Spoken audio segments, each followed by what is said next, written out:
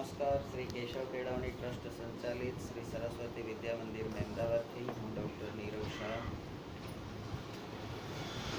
આપણે ધોરણ 10ના ગણિત વિષયના વર્ષ 19-20ના પ્રકરણ 10 વર્તુળ એની સમજૂતી લઈશું. વર્તુળની સમજૂતી લઈએ એ પહેલાં બ્રહ્મનાદથી આપણે શરૂ કરીશું. 3 વખત ઓમકાર આંખો બંધ કરીને બોલીશું.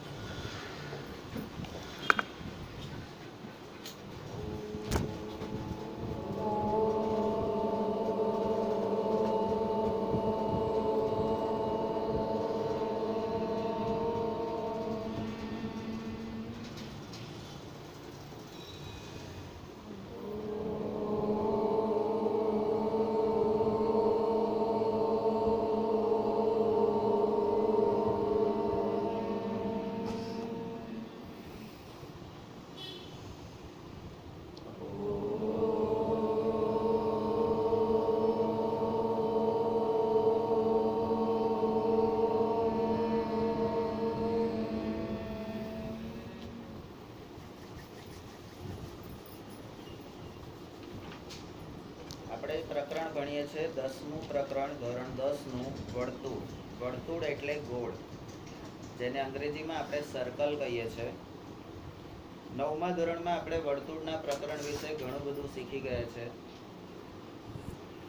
વર્તુળને એક કેન્દ્ર હોય છે. કેન્દ્રથી વર્તુળ શેનું બનેલું છે? તો વર્તુળ એ બિંદુઓનો ગણ.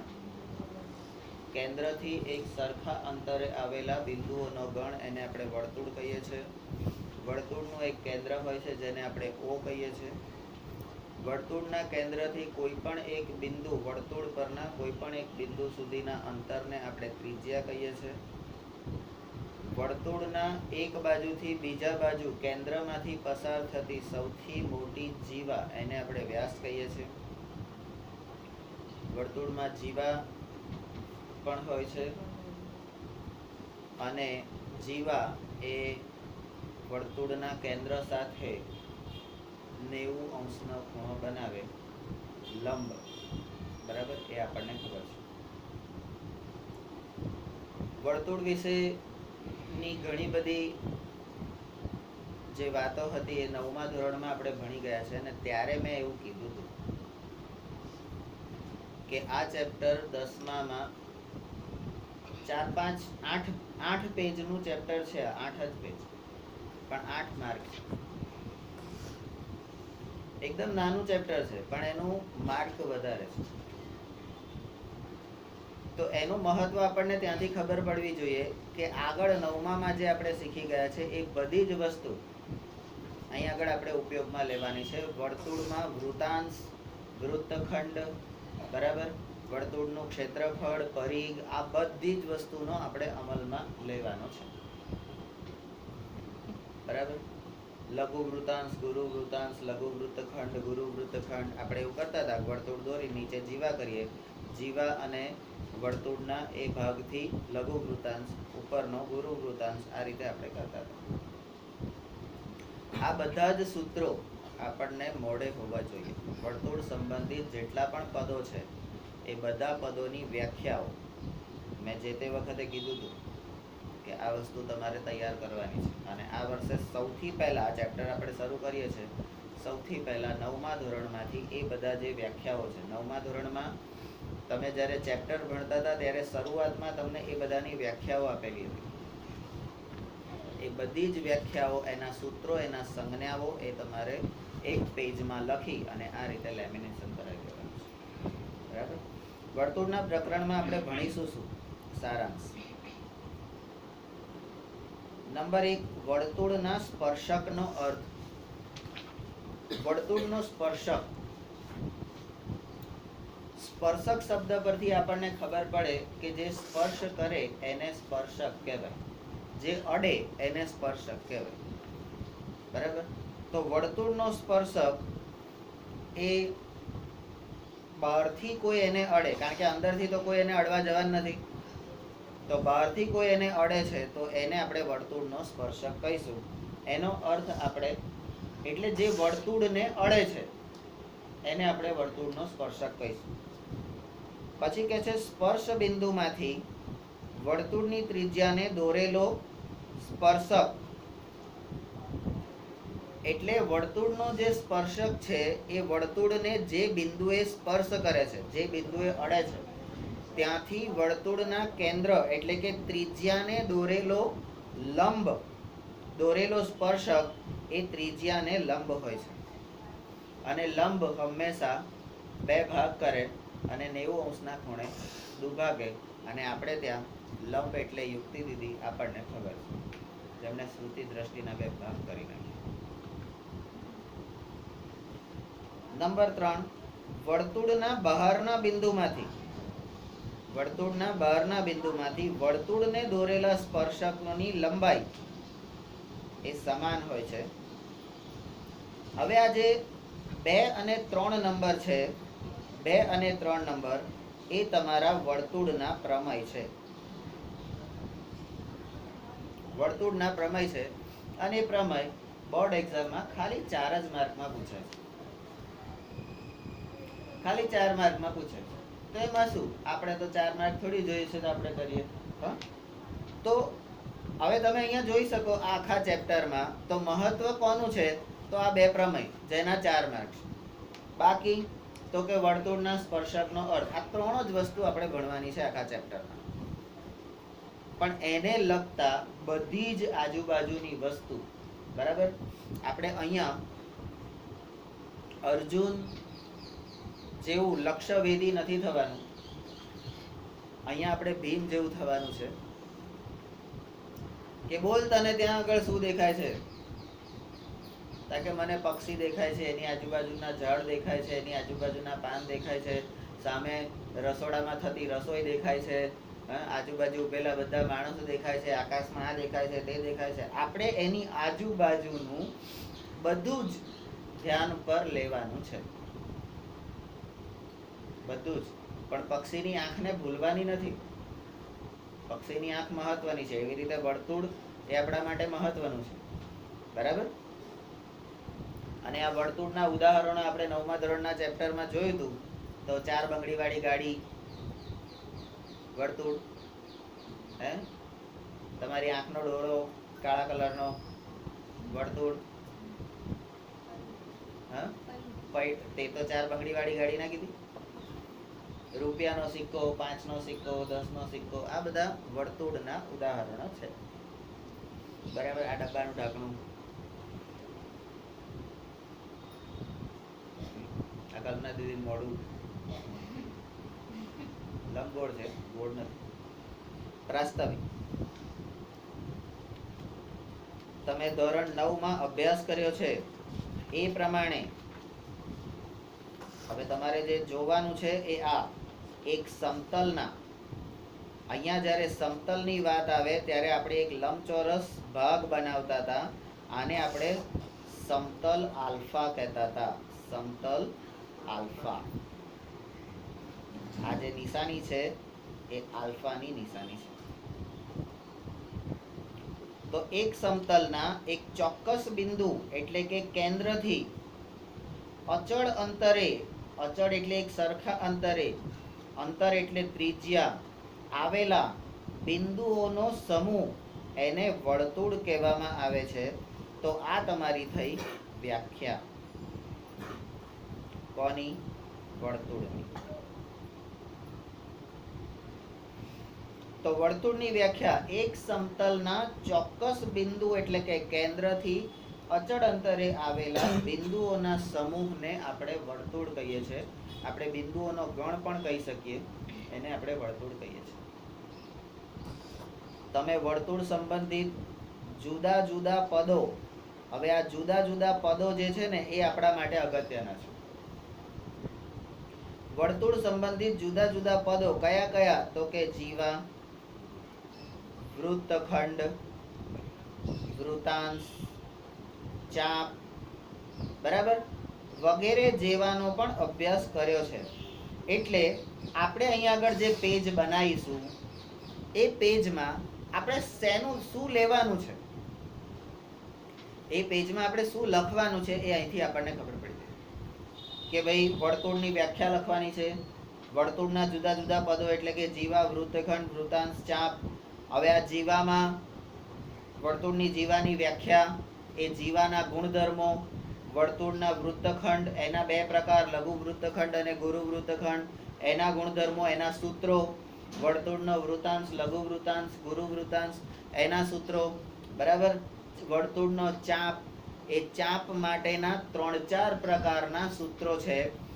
થીટા એટલે ખૂણાને અનુસરીને, ત્રિજ્યાને અનુસરીને, વ્યાસને અનુસરીને, એવી રીતે એના જુદા જુદા સૂત્રો છે. એ દરેક વસ્તુ 9મા ધોરણમાંથી આપણે લેવાની છે. અને જો એ વસ્તુ નહીં હોય તો આ ચેપ્ટરમાં કશી ખબર પડશે નહીં. ચલો નંબર 3. ચાલો હવે જ્યારે કોઈ સમતલમાં વર્તુળ અને રેખા આપેલા હોય, વર્તુળ અને રેખા બે આપેલા હોય, બરાબર. હવે કોઈ દાડો કોઈ છોકરો છોકરી હોય, કારણ કે વર્તુળ એટલે અને રેખા એટલે દ્રષ્ટિ દીધી, બરાબર. તો કોઈ સમતલમાં વર્તુળ અને રેખા આપેલા હોય ત્યારે ઊભી થતી જુદી જુદી પરિસ્થિતિઓ જોઈએ, બરાબર. હવે આ વર્તુળ અને રેખા બે તમને એક સમતલમાં આપેલા હોય તો એ બે જણા એકબીજા સાથે શું કરી શકે, એ બીજાનો એકબીજા સાથે કેવા પ્રકારનો સંબંધ હોઈ શકે, બરાબર. એ આપણે એના વિકલ્પો ચકાસવાના છે. અને એ વિકલ્પો જે ચકાસીશું એ જ આપણા માટે નિયમ બની જશે. હવે તમને સ્વાભાવિક રીતે એવું થાય કે સાલું દરેક વખતે વિકલ્પો ચકાસવાના, બહુપદી હોય તોય ચકાસવાના, દ્વિચલ હોય તોય ચકાસવાના, વર્તુળ હોય તોય ચકાસવાના. તો ભાઈ તમારું જે જીવન છે ને એ પણ આ વૈકલ્પિક વ્યવસ્થા જ છે. એમાંય વિકલ્પો છે. બોલ, આ કરવું છે કે આ કરવું છે, ભણવું છે ઘર સંભાળવું છે, વિકલ્પો છે. તમારી પાસે ઓપ્શન છે. 10મા ધોરણમાં તમારે સારા માર્ક લાવવા છે તો એના માટેના વિકલ્પો કયા, બરાબર. રોજ રાત્રે ચોપડી માથે મૂકીને સૂઈ જવાનું, ચોપડીની અંદરનું બધું તમારા મગજમાં આવી જાય, એક વિકલ્પ. બીજો વિકલ્પ, આખો દિવસ ભચકાઈ ખાવાનું, ચોપડીને હાથ જ નહીં લગાડવાનો, બીજો વિકલ્પ. ત્રીજો વિકલ્પ, ચોપડીને લીટીએ લીટી સમજી અને વાંચવી અને યાદ રાખવી. અને ચોથો વિકલ્પ, ગોખી મારવી.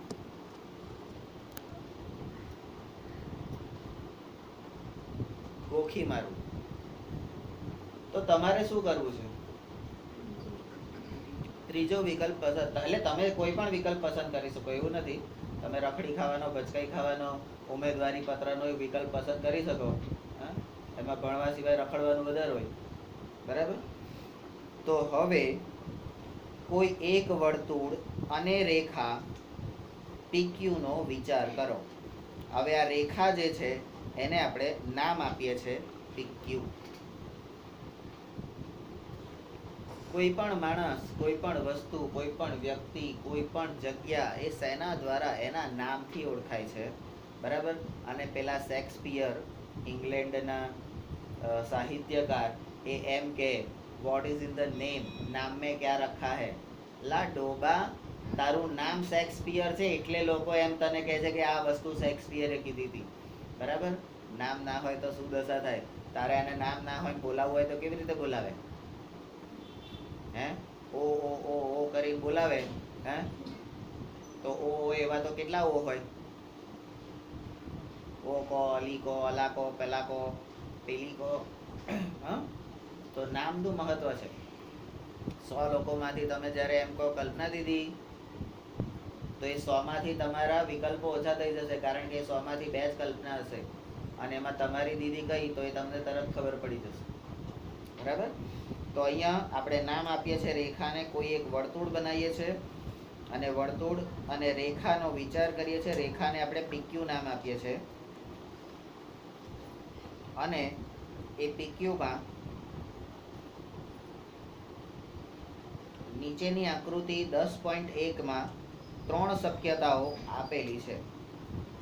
તમે કોઈ દાડો કલ્પના કરી અથવા તો આવો કંઈ વિચાર કર્યો કે જ્યારે જ્યારે શક્યતાઓ, વિકલ્પો કે કલ્પનાની વાત કરવામાં આવે તો હંમેશા ત્રણ વિકલ્પો તમને આપે છે. ઓપ્શન 3. બહુપદી 3 વિકલ્પ, દ્વિચલ 3 વિકલ્પ, વર્તુળ 3 વિકલ્પ. એટલે તમારી જોડે 3 વસ્તુમાંથી કોઈ પણ એક થઈ શકે. બરાબર. 10મા ધોરણની તમે પરીક્ષા આપો તો તમારી જોડે મેક્સિમમ ખરાબમાં ખરાબ શું થઈ શકે? ખરાબમાં ખરાબ તો તમે ફેલ થઈ શકો. બરાબર. જેને ઈચ્છા હોય એ લોકો તરત યાદ આવી જ જાય કે આપણે ફેલ થઈએ. તો ખરાબમાં ખરાબ એક વસ્તુ થઈ શકે, તમે ફેલ. બીજું શું થાય? તો તમે જેમ તેમ પાસ થાવ, માંડ. અને ત્રીજું તો કે તમે ટોપ કરો, સારામાં સારા માર્કે પાસ થાવ. આ તમારી પાસે 3 વિકલ્પો છે. પરીક્ષા આપો તો, ના આપો એ ચોથો વિકલ્પ છે. પરીક્ષા આલવી જ નહીં તો વિકલ્પોની માથાકૂટ જ નહીં ને. અને ઘેરે કોઈ મગજમારી નહીં. જો મેં પરીક્ષા આલી હોત તો હું પાસ થાત ને, પરીક્ષા જ ના આલી તો હવે હું શું કરું? બોલો. છટકબારી. આ વકીલો આવું કરે, છટકબારી. તો અહીંયા 3 શક્યતાઓ છે. કઈ શક્યતા છે જુઓ તમે. આકૃતિ 1 જુઓ 10.1. એની પહેલી કે વર્તુળ અને રેખા આપેલી છે તો પહેલા તો એ બે જણા એકબીજાને અડશે નહીં. એકબીજાને અડશે નહીં. તો જે અડ્યા વગર, કારણ કે વર્તુળ અને રેખા એક સમતલમાં છે, એક રૂમમાં, એક ઘરમાં છે. એકબીજાને સ્પર્શ કર્યા વગર એ લોકો એકબીજાની સાથે રહે છે. તો શું છે? તો એનો વિકલ્પ શું છે? આકૃતિ 10.1 એનું એક વિકલ્પ પહેલો, રેખા પીક્યુ અને વર્તુળને કોઈ સામાન્ય બિંદુ નથી. આ બે વચ્ચે કોઈ સંબંધ નથી. તો કે છે આ કિસ્સામાં રેખા પીક્યુ વર્તુળને છેદતી નથી. એટલે રેખા એને છેદતી નથી, કાપતી નથી. બરાબર, એમ કહીશું. ત્યાર પછી આકૃતિ 10.1 નો બીજો વિકલ્પ. એટલે આપણે અહીંયાથી આ ધ્યાનમાં લેવાનું છે. બીજામાં રેખા પીક્યુ એ વર્તુળને બે સામાન્ય બિંદુ એ અને બી છે. એમાં બંનેના સામાન્ય બિંદુ 2 છે, એ અને બી. આ વિકલ્પમાં રેખા પીક્યુ એ વર્તુળની શું છે? છેદિકા છે. તો અહીંયા આપણા 3 જે હાઇલાઇટ કરવા વાળા વસ્તુ છે, તો છેદતી નથી,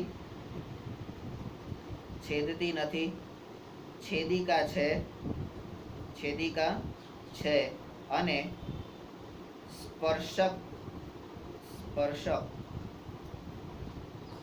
એટલે સ્પર્શે છે.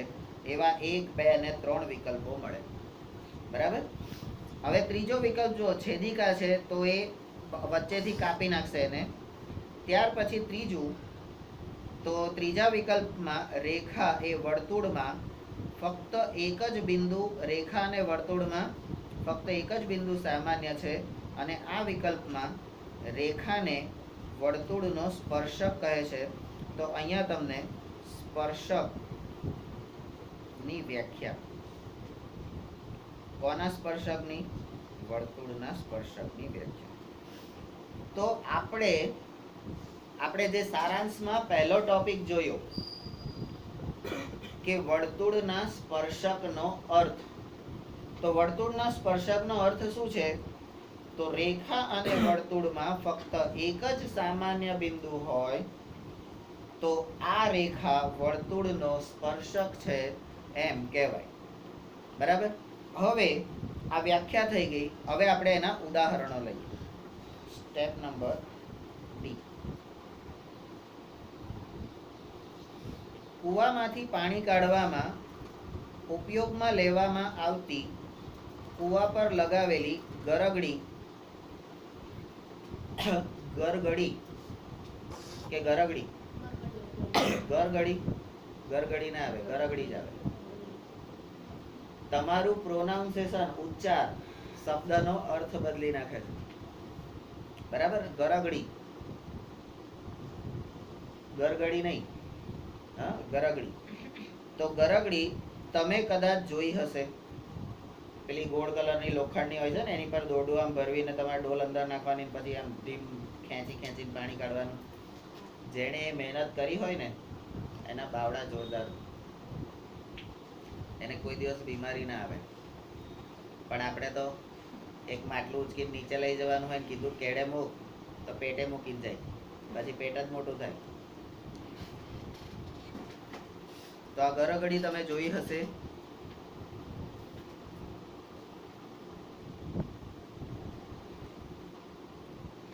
આકૃતિ 10.2 જુઓ. અહીં જો ગરગડીની બંને બાજુમાં રહેલી દોરીને કિરણ સમજવામાં આવે. 9મા ધોરણમાં કિરણ વિશે ભણી ગયા છે. એક તીર, એક બાજુનું તીર તો એને આપણે કિરણ કહેતા હતા, અને બે બાજુનું તીર તો રેખા. રેખામાં બંને બાજુ તીર છે, બંને બાજુ બંધન છે, એટલે છોકરીનું નામ રેખા હોય. પણ કિરણમાં એક જ બાજુ તીર છે, છોકરાનું હોય ને છોકરીનું હોય. હે, મિશ્ર જાતિ. આપણે ત્યાં કિરણ ભાઈએ છે ને, હમણાં થોડા વખત પહેલા આપણે ત્યાં એક દીદી આવ્યા હતા, કિરણબેન ગઢવી. તો બરાબર. તો કિરણ સમજવામાં એ દોરીને આવે તો તેમને એ બે દોરીને ગરગડીને દર્શાવતા વર્તુળના સ્પર્શક ગણી શકાય. અહીંયા તમે આજુબાજુમાં જે દોરી જોયેલી છે, તો એ દોરી વર્તુળને એક બિંદુમાં સ્પર્શે છે. અહીંયાથી આ પણ એક બિંદુમાં સ્પર્શે છે, એટલે ત્યાંથી શરૂઆત થાય છે. બરાબર.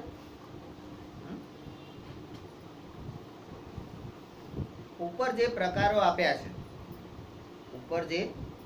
આપ્યા છે, તે સિવાય રેખાની કોઈ સ્થિતિ, આ 3 વિકલ્પો સિવાય રેખાની કોઈ એવી સ્થિતિ છે કે જે વર્તુળના સંદર્ભમાં હોય.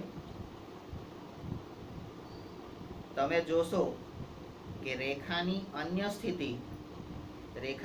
સ્થિતિ વર્તુળના સંદર્ભમાં ના જ હોય. એટલે રેખા અને વર્તુળ એ બે વચ્ચે આ 3 જ શક્યતા હોય. છેદતી નથી, છેદે છે અને સ્પર્શક. 3 જ વિકલ્પ હોય. બરાબર છે. તો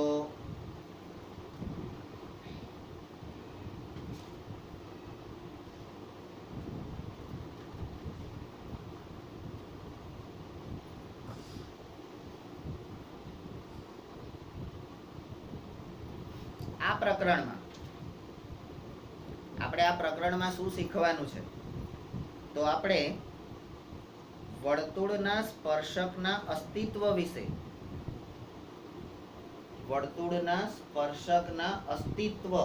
અસ્તિત્વ એટલે એની હાજરી. વર્તુળનો કોઈ સ્પર્શક હોય છે પહેલા તો એમ, અને હોય છે તો કેટલા હોય છે. બરાબર.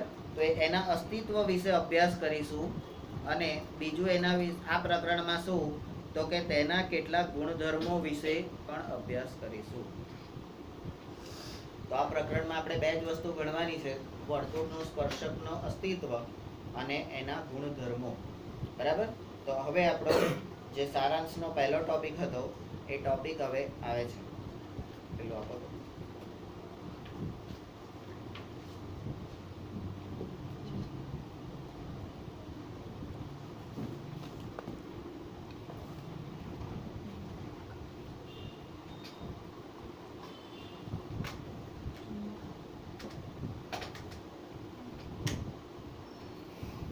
હવેનો આપણો ટોપિક છે વર્તુળનો સ્પર્શક. હવે આ વર્તુળનો સ્પર્શક એ આપણું ત્રીજો વિકલ્પ છે.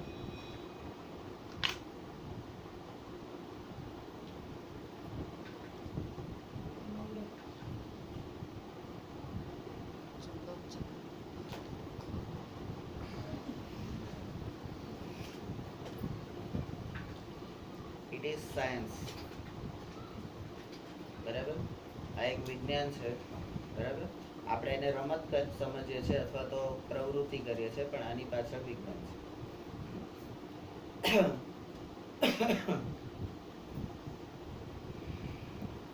વર્તુળનો સ્પર્શક એના વિશે હવે આપણે ભણીએ છીએ.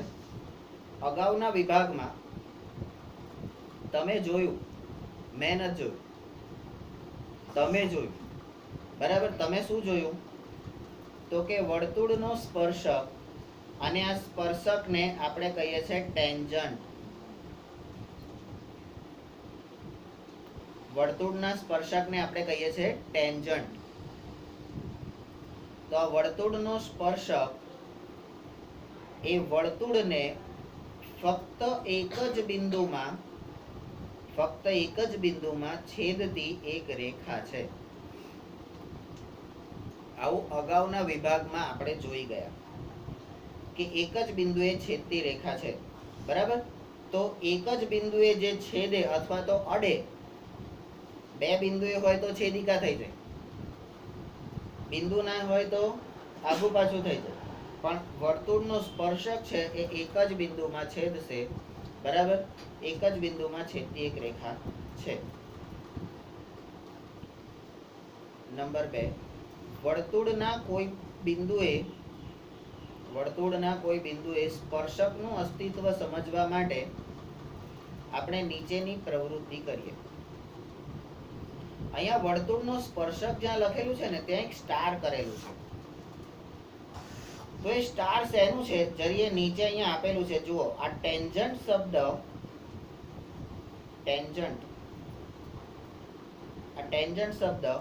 એ લેટિન શબ્દ ટેન્ગર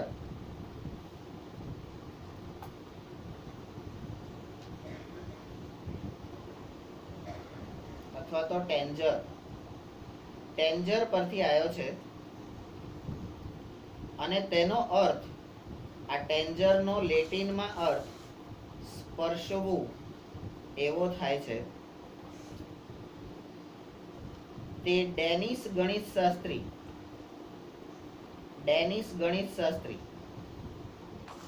આ ડેનિશ એટલે કોણ? તો ડેનમાર્કનો વતની. ડેનિશ એટલે ડેનમાર્કનો વતની. આ ડેનમાર્ક એ દેશ છે. તો ડેનમાર્કનો ડેનિશ ગણિતશાસ્ત્રી થોમસ ફિનેકે CE 1583 માં દાખલ કર્યો. 1583 માં. બરાબર, અત્યારે આપણે 2019 માં ચાલીએ. 1583 માં ડેનમાર્ક નામનો એક દેશ છે, નાનો દેશ છે. એ ડેનમાર્કમાં એક ગણિતશાસ્ત્રી હતા. હવે ભારતના વતનીને આપણે ભારતીય કહીએ, તો ડેનમાર્કના વતનીને આપણે ડેનિશ કહીએ. હા, ઇંગ્લેન્ડના વતનીને ઇંગ્લિશ કહીએ. બરાબર, ગ્રીસ દેશ હતો, એ ગ્રીસ દેશના વતનીને આપણે ગ્રીક કહેતા. બરાબર, તો એવી રીતે અહીંયા. તો હવે આપણે કોઈને અડીએ તો આપણે એને લેટિનમાં શું કહેવાનું? ટેન્જર. મેં આને શું કર્યું? ટેન્જર. પણ એને ગણિતમાં શું કહેવાય? ટેન્જન્ટ.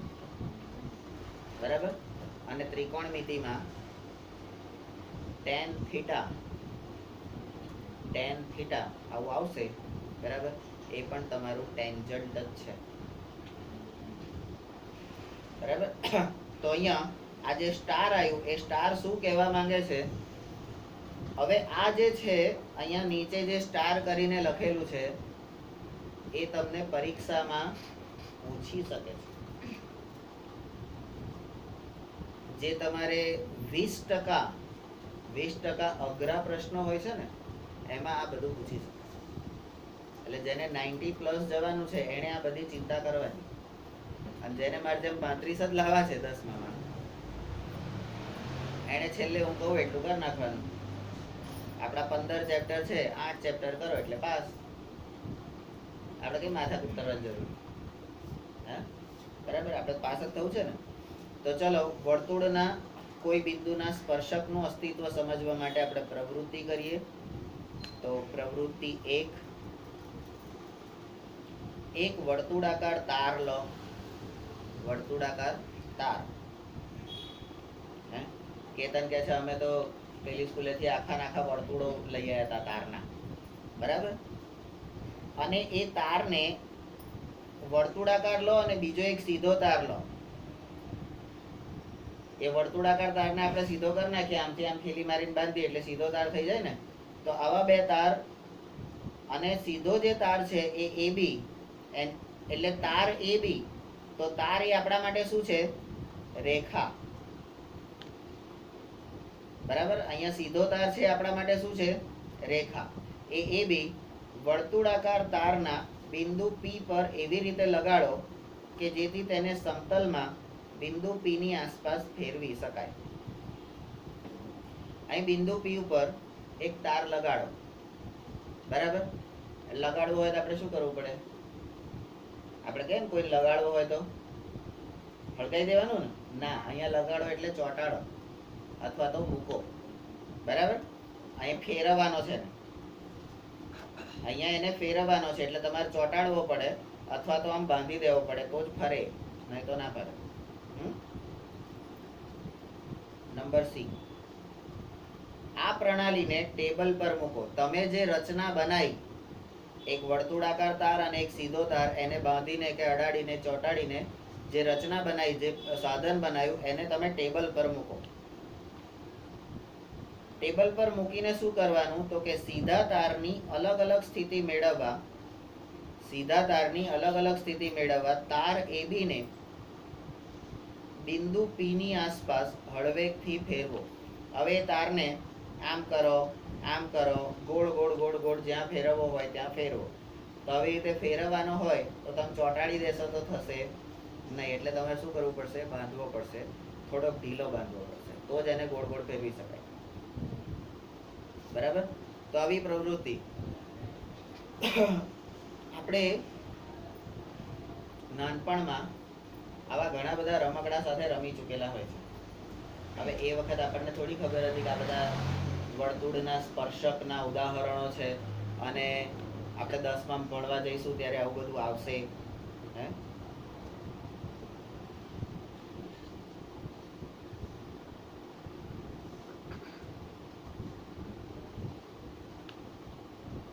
હવે જુદી જુદી પરિસ્થિતિમાં આ તાર એટલે તમારો તાર AB વર્તુળાકાર તારને P અને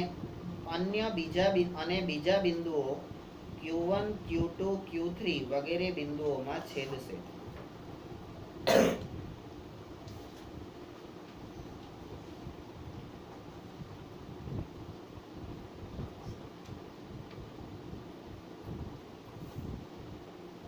કોઈ એક સ્થિતિમાં તમે જોશો કે તે વર્તુળને ફક્ત એક જ બિંદુ P માં છેદે છે.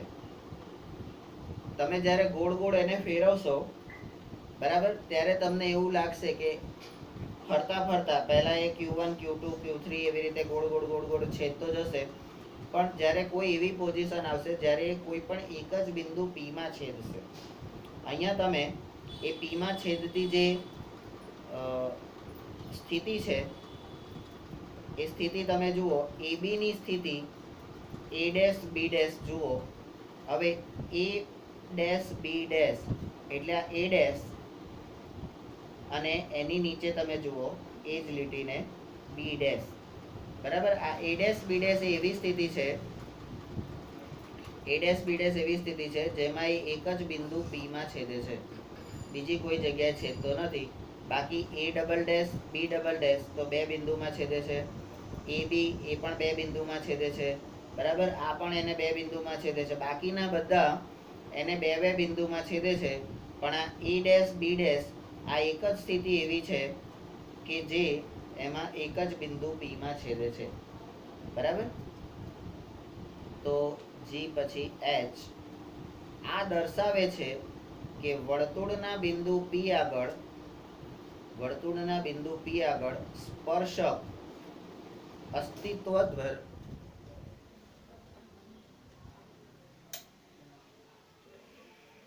સ્પર્શક અસ્તિત્વ ધરાવે છે.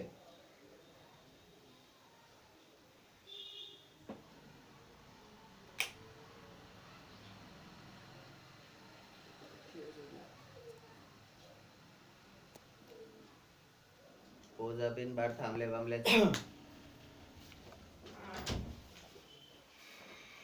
તો વર્તુળાકાર તાર અને સીધો તાર એ પી બિંદુ આગળ એકબીજાને સ્પર્શે છે, એટલે સ્પર્શકનું અસ્તિત્વ છે. ઉપર પણ થાંભલે આવું જ થયું હશે, બે તાર એકબીજાને અડી ગયા હશે, સ્પર્શી ગયા હશે, એટલે ભડાકો થાય, બરાબર. અને પોઝિટિવ નેગેટિવ ને એકબીજા જોડે અડાડવા નહીં. અને એટલે જ હમણાં મેં કીધું ને કે છોકરા છોકરો એકબીજા જોડે મસ્તી કરવી નહીં, નહીં તો ભડાકો થાય, મારામારી વધારે થાય. એચ પછી આઈ. એબી ને વધુ ફેરવતા તમે જોશો કે એબી ની બીજી બધી સ્થિતિમાં તે વર્તુળને પી અને બીજા બિંદુઓની જેમ R1, R2, R3 વગેરેમાં છેદશે. તેથી તમે જોશો, આપણે જે જોવાનું છે એ વર્તુળના કોઈ એક બિંદુએ એક અને ફક્ત એક જ સ્પર્શક હોય છે. એક અને એક સ્પર્શક હોય છે. આ એક અને એક સ્પર્શક એટલે તમારા વર્તુળનો ગુણધર્મ. આપણે વર્તુળના ગુણધર્મ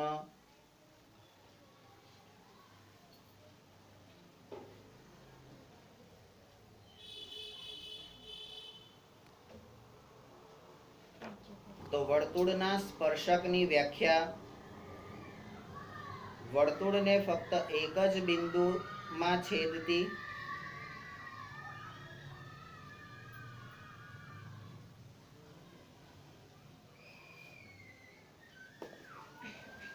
શિશુ મંદિર છે બહારથી જાતો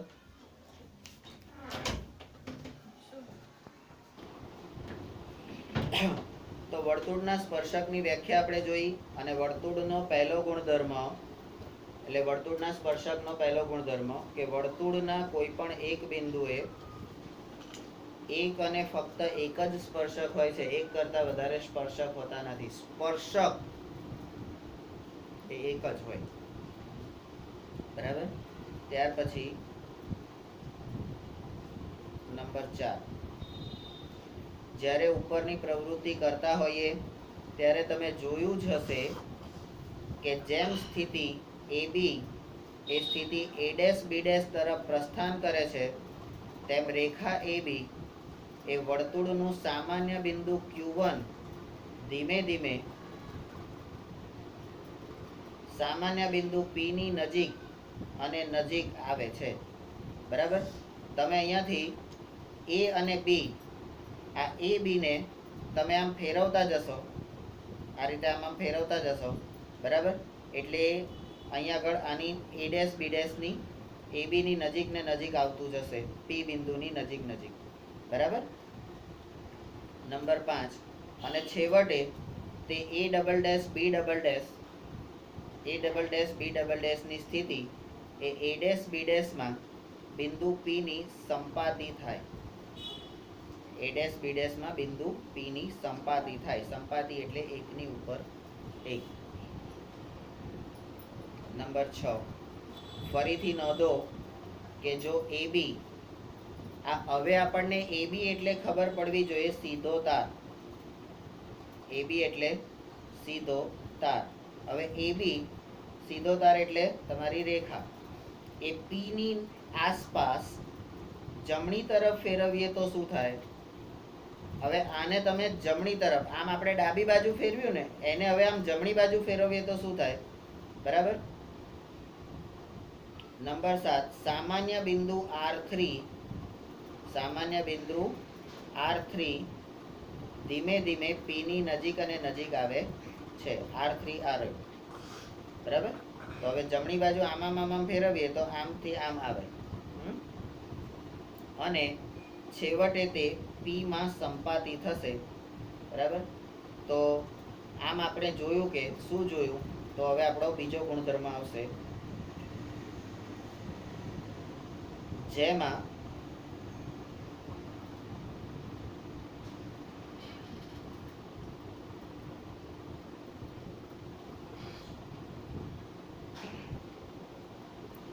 બે અંત્ય બિંદુઓ તેની અનુરૂપ જીવામાં, બે અંત્ય બિંદુઓ જેની અનુરૂપ જીવામાં સંપાતી હોય તેવી છેદિકાનો વિશિષ્ટ કિસ્સો, એવી છેદિકાનો વિશિષ્ટ કિસ્સો એ વર્તુળનો સ્પર્શક છે.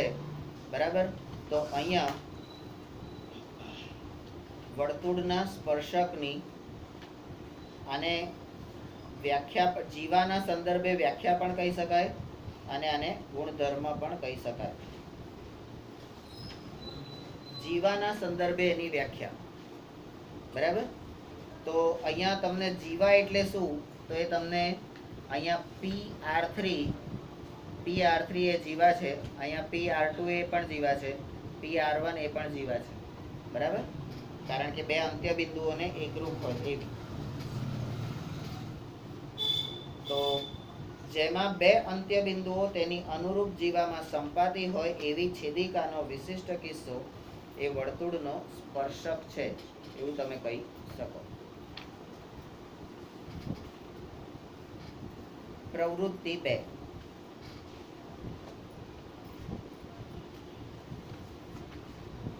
પ્રવૃત્તિ 2. કાગળના સમતલ પર એક વર્તુળ અને વર્તુળની છેદિકા PQ દોરો. છેદિકાની બંને તરફ તેને સમાંતર રેખાઓ દોરો. સમાંતર રેખા. હવે અહીંયા છેદિકા PQ છે, તો આપણા માટે આજે આ PQ જે છે એ આપણી છેદિકા છે અને એનાથી સમાન અંતરે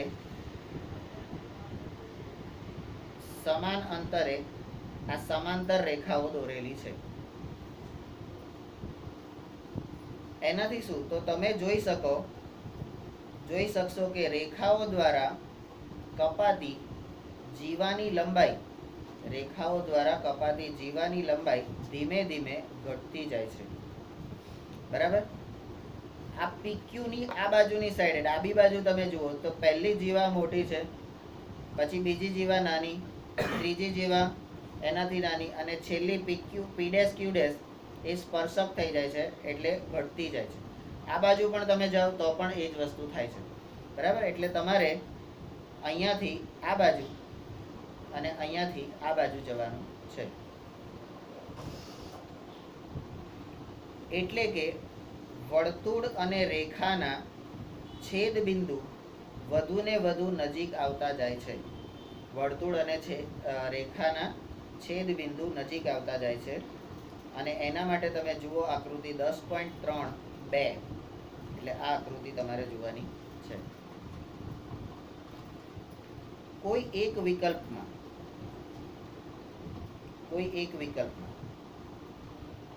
તે છેદિકા, કોઈ એક વિકલ્પમાં તે લંબાઈ છેદિકાની એક બાજુએ શૂન્ય બની જાય છે, 0 થઈ જાય, અને કોઈ બીજા વિકલ્પમાં તે છેદિકાની બંને બાજુએ, બીજી બાજુએ પણ શૂન્ય બની જાય છે. તમે P', Q' એ ડાબી બાજુએ શૂન્ય બની જાય છે અને P', Q' એ જમણી બાજુએ શૂન્ય બની જાય છે. આવું તમે ક્યાં જુઓ છો? તો આકૃતિ 10.3.2 માં છેદિકાની સ્થિતિ P ડેશ Q ડેશ અને P double dash Q double dash જુઓ. બરાબર.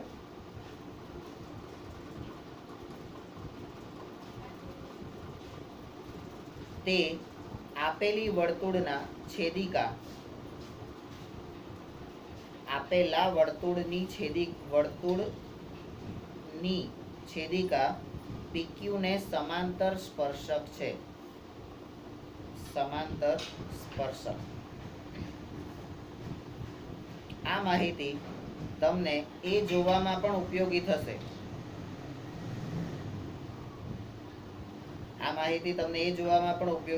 શું? તો કે આપેલી છેદિકાને સમાંતર હોય એટલે આપણી છેદિકાને જે સમાંતર હોય એવા 2 થી વધારે સ્પર્શક ન હોય.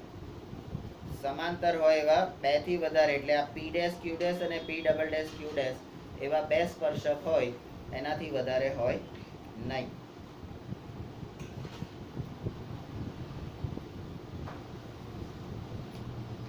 તમે જોયું કે જ્યારે તમે પ્રવૃત્તિ 1 કરતા હતા, પ્રવૃત્તિ 1 એટલે આપણી ગરગડી વાળી કરતા હોય ત્યારે આ પ્રવૃત્તિ એ પણ પ્રસ્થાપિત કરે છે.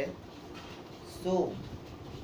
તો કે અનુરૂપ જીવાના બંને અંત્ય બિંદુઓ સંપાતી હોય ત્યારે છેદિકા એ સ્પર્શક બને છે. બરાબર. તો આ શું થયો? ગુણધર્મ 3.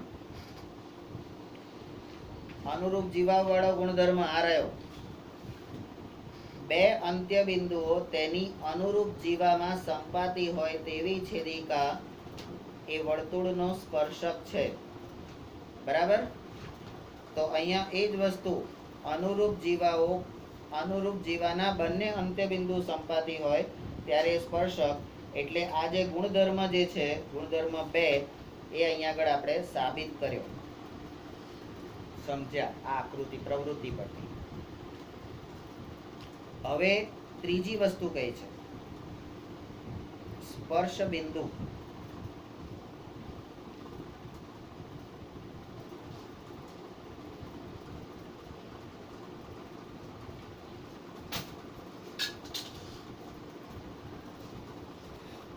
વર્તુળ અને સ્પર્શકના સામાન્ય બિંદુને વર્તુળનું સ્પર્શ બિંદુ કહે છે. આકૃતિ 10.1.3 માં બિંદુ A 10.1 કઈ ગઈ 10.1 અને એનું 3 એમાં બિંદુ A. બરાબર. તો અહીંયા જ્યારે 10.1.3 કીધું છે તો આપણે અહીંયા એ 10.1.3 આ રીતે અહીંયા આગળ સહેજ દોરી દેવાનું, એટલે આપણે પાછળ પાના ઉકેલવાની જરૂર પડે નહીં. બરાબર. એમાં બિંદુ A અને સ્પર્શક વર્તુળને તે બિંદુમાં સ્પર્શે છે એમ કહેવાય. બરાબર. તો સ્પર્શ બિંદુની વ્યાખ્યા આપણે અહીંયા આગળ આવી.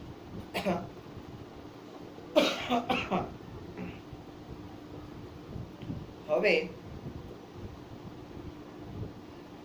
આ સ્પર્શ બિંદુ વર્તુળનો સ્પર્શકના ગુણધર્મો એક જ સ્પર્શક હોય, એકને માત્ર એક.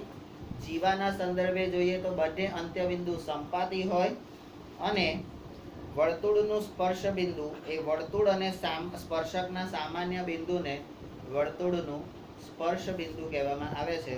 બરાબર. આટલી 3 વસ્તુ અને સ્પર્શકની વ્યાખ્યા. બરાબર. 2 વ્યાખ્યા છે સ્પર્શકની, એક અહીંયા છે અને એક અહીંયા છે. બરાબર. અને બાકીના ઉદાહરણો અને વર્તુળ અને રેખા એકબીજાને છેદે અથવા તો એક જ સમતલમાં આવેલા વર્તુળ અને રેખા, એના માટે 3 વિકલ્પો મળે. છેદે છે, છેદતી નથી અને સ્પર્શે છે. બરાબર. તો આટલી વસ્તુ આપણે જોઈ. હવે આપણે જે આપણા સારાંશમાં જે બીજો ટોપિક હતો, બરાબર, આપણી પાસે સમય છે, જો તમારી ઈચ્છા હોય તો આપણે એ સમયનો સદુપયોગ કરીએ. મિનિટ્સ કેટલી છે? 50. બસ તો બંધ કરો.